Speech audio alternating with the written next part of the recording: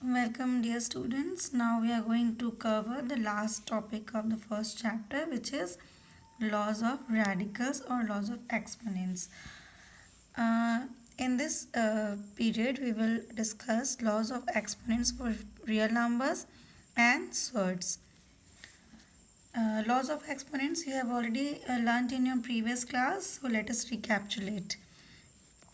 First one is a to the power m multiplied by a to the power n will become a to the power m plus n.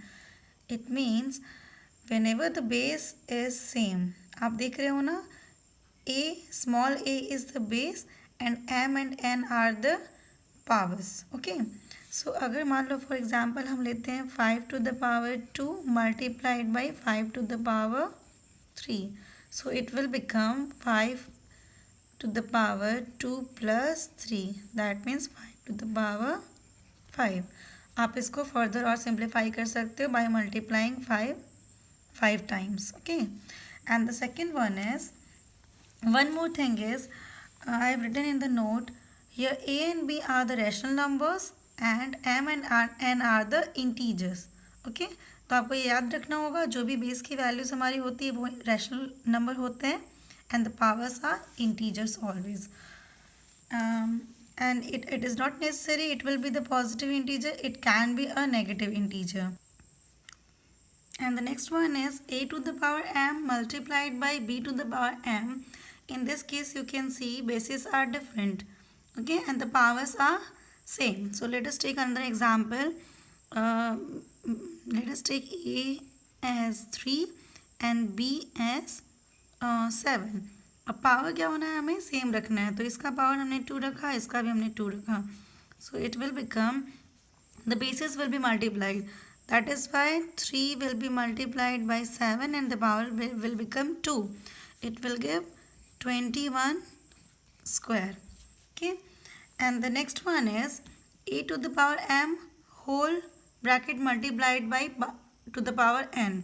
इस case में क्या होता है, दोनों powers क्या हो जाते हैं, मल्टीप्लाई हो जाते हैं. For example 7 to the power 3 है, होल मल्टीप्लाइड पावर यहाँ पे अगेन 2 है, तो ये क्या हो जाएगा, 3 will be multiplied by 2.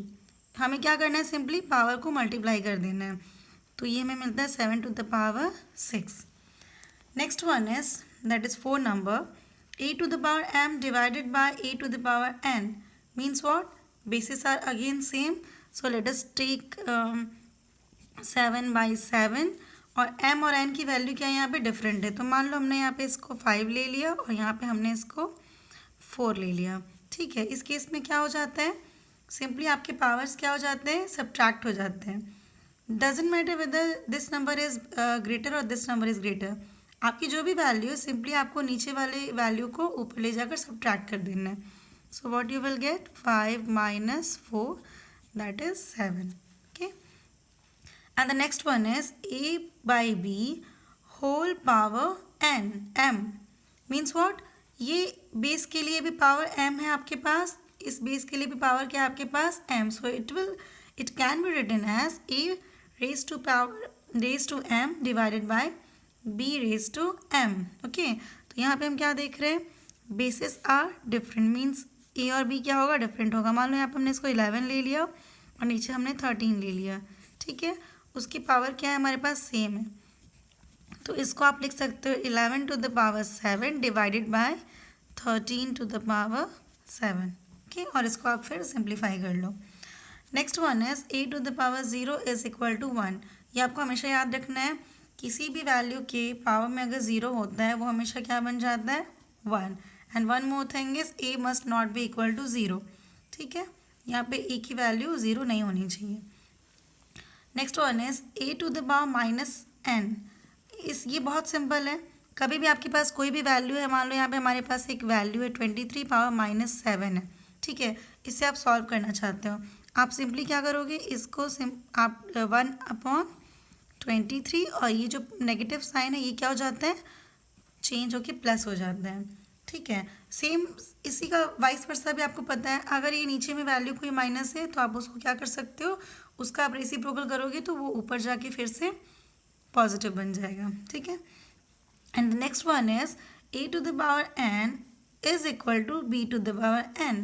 In this case, you can see n is not equal to 0. Why we are saying n must not be equal to 0? Because you know that from point number 6 you know that किसी भी value का power अगर 0 होता है तो ultimately 1 होता है. तो इस केस में हम कंक्लूड नहीं कर पाएंगे whether a and b are equal और नॉट. ओके, अगर वो डिफरेंट भी है, मान लो सपोज हमारे पास अगर 3 टू द पावर 0 है और यहाँ पे हमारे पास 7 टू द पावर 0 है, हमें क्या पता है दोनों ही 1 बन जाते हैं. यहाँ से कंक्लूजन क्या हुआ हमारा, नहीं निकला कि यहाँ से आप नहीं बोल पाओगे कि 3 इक्वल टू 7 है. Obviously this is wrong. तो आपको क्या ध्यान में रखना है, एन की वैल्यू 0 नहीं होनी चाहिए. उसके अलावा अगर किसी और वैल्यू में अगर ऐसा हो रहा है तो उस केस में हमारा क्या होगा, ए और बी इक्वल होगा. ठीक है, आप ये अंडरस्टूड है. सपोज मान लो किसी की भी पावर में अगर हम बात करते हैं, अगर वो इक्वल का साइन है तो ऑब्वियसली बात है 2 टू द पावर अगर 3 है तो यहाँ भी 2 टू द पावर 3 ही होना चाहिए, है ना, क्योंकि यहाँ पे एन की वैल्यू हमें सेम लेना है. और तो हमारा यहाँ से क्या कंक्लूजन निकल गया, A and B are equal.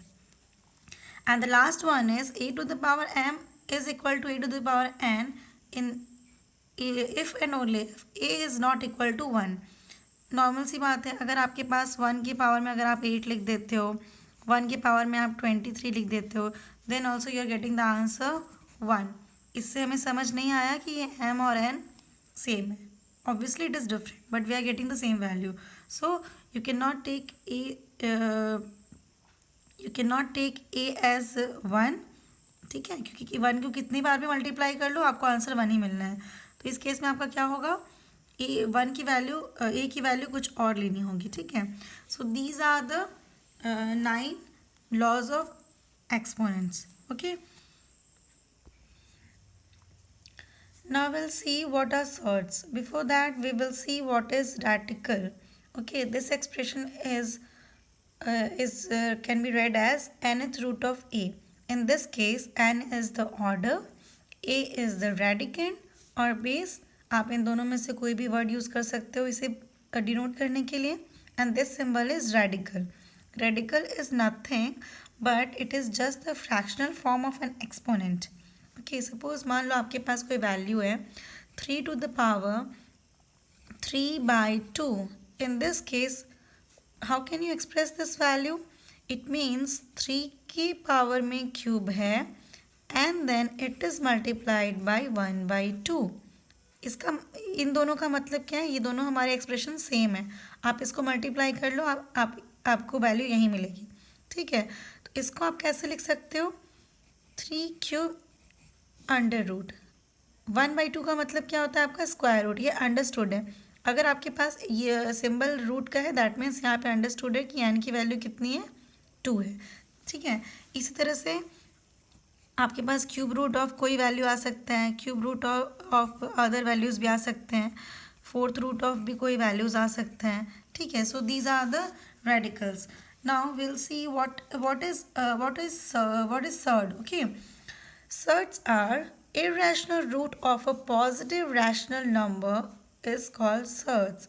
What does it means? In this case the value of radicand must be a rational number. यहाँ पे आप ये चीज़ ध्यान दो, ये जो रेडिकेंड की वैल्यू होगी हमारी वो कैसा होगा, वो एक रैशनल नंबर होगा. ठीक है, लेकिन जो उसकी वैल्यू आपको मिलेगी ना, जो आपको आंसर मिलेगा that must be an irrational number. Then only it will be known as surds. Okay, sometimes students get confused. जैसे मान लो यहाँ पे हमारे पास ये एक वैल्यू है √4. ठीक है, तो आप इसको क्या बोलोगे, क्या ये सर्ड्स है? No, this is not a surd. Why? Because इसका वैल्यू आपको क्या मिल जाता है, √4 हम जानते हैं क्या बन जाता है, 2. So this is not an irrational number. That is why √4 will not be considered as surd. These are the examples of surds, जहाँ पे आप देख रहे हो रेडिकेंड की वैल्यू रैशनल है और इसकी जो आप वैल्यूज सॉल्व करके फाइंड आउट करोगे that will be an irrational number.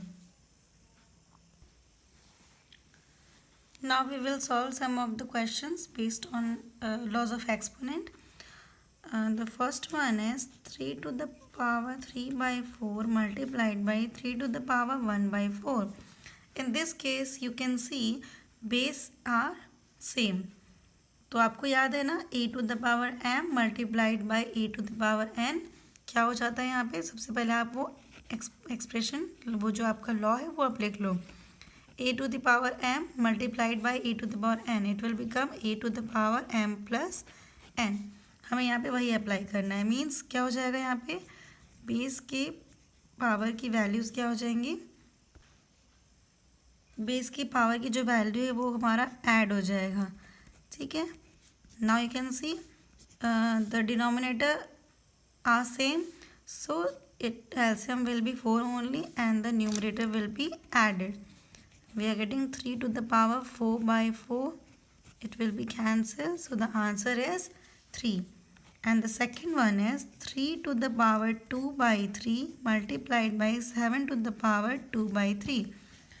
So in this case you can see bases are different. That is why we have another law, which is a to the power m multiplied by b to the power m. What it will become? Since a to the power m multiplied by B to the power m क्या हो जाता है, A B to the power m। ठीक है, तो आपने यहाँ पे क्या देखा, इनका मल्टीप्लिकेशन हो जाएगा और पावर एज इट इज़ रहेगा। तो इसका मतलब बेस को हम मल्टीप्लाई कर लेते हैं and power will be as it is. So what we are getting 21 to the power 2 by 3।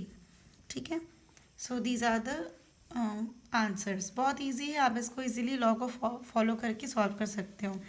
Now another type of questions are you need to evaluate और simplify. So in this case what we can see 125 to the power 1 by 3।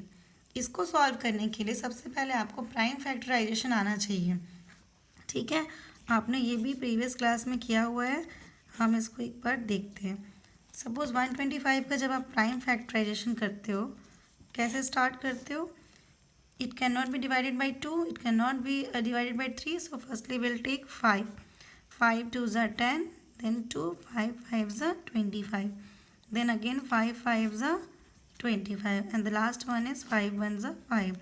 So what we are getting, 3 times 5, तो it can be written as 5 cube। ठीक है, हमने सिर्फ 125 को उसी तरह से लिख दिया, जस्ट एक्सपोनेंट की फॉर्म में लिख दिया हमने। और इसके पावर में क्या था हमारे पास, 1 by 3।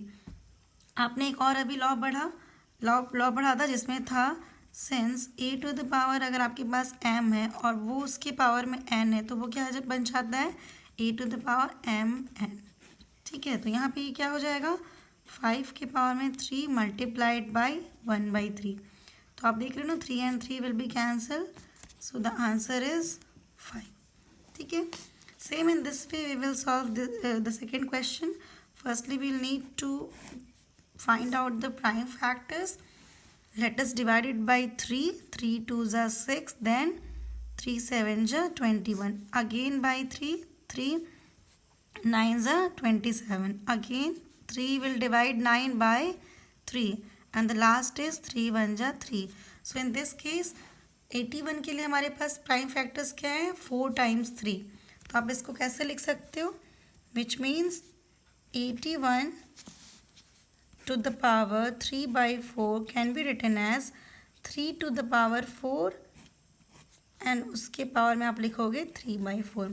Again by applying this law, मैं इसको दोबारा नहीं लिख रही हूँ, आप सॉल्व करते वक्त दोबारा लिख लेना।